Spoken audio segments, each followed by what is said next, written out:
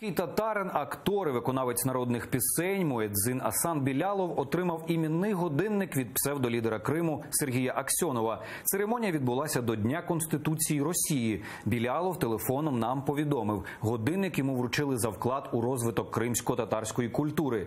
Чи можна розцінити цей подарунок як загравання окупантів з кримськими татарами, чи все ж таки це визнання таланту?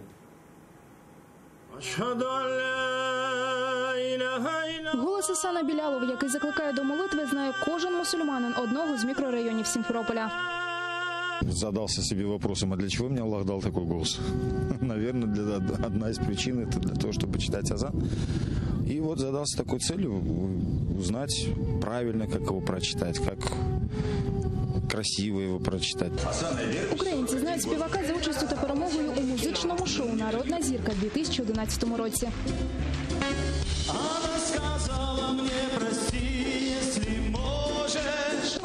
Асан Білялов уникав демонстрації симпатії до окупантів після анексії Криму. Навпаки, декларував проукраїнську позицію. Тому його участь в урочистостях до Дня Конституції Росії стала для багатьох неочікуваною. Ба більше, Білялов отримав нагороду за вклад у розвиток культури – годинник із рук псевдолідера Криму Сергія Аксьонова.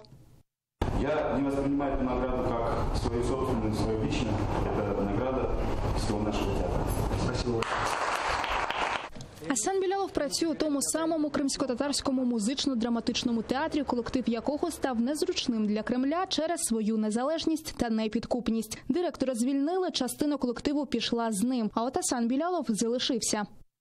Я його немножко покритиковал, что это страусиная позиция. Засунешь голову в песок, задница откроется. Он на меня немножко обиделся, но время показало, что я прав. Эта власть будет требовать от него постоянно подтверждения лояльности.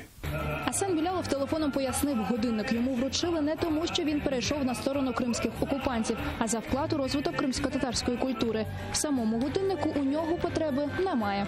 Это есть, я себя за это сам грызу, но другого не так получилось. Я не мог не принять, почему? Потому что не то, что не принять, я их принять-то принял, он они лежат, он дома. Хотите, я его на камеру молотком разобью. Чтобы я мог говорить, я вот вынужден был пойти на такой шаг.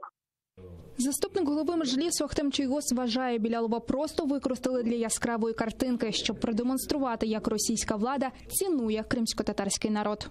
В Крыму оккупационная власть пытается приучить наш народ к тому, что религиозный аспект и культурный аспект – это такой вот гуманитарный и оторванный от политики. Думаю, что вот это могло быть таким неким эмоциональным подвохом. Я прекрасно понимаю, как эти фашисты используют инструментики, моментики, чтобы ты не мог четко сразу определить свою позицию, тебя ловят на твоей эмоциональности. Но я просто уверен, что Асан не подлец. Кримським татарам в анексованому Криму зараз непросто. Якщо не співпрацюєш з окупантом, тебе можуть визнати терористом, підкинути заборонену літературу та приписати причетність до екстремістських організацій. Тож вибір один – або лояльний, або злочинець. Щодня ходять по лезву бритви.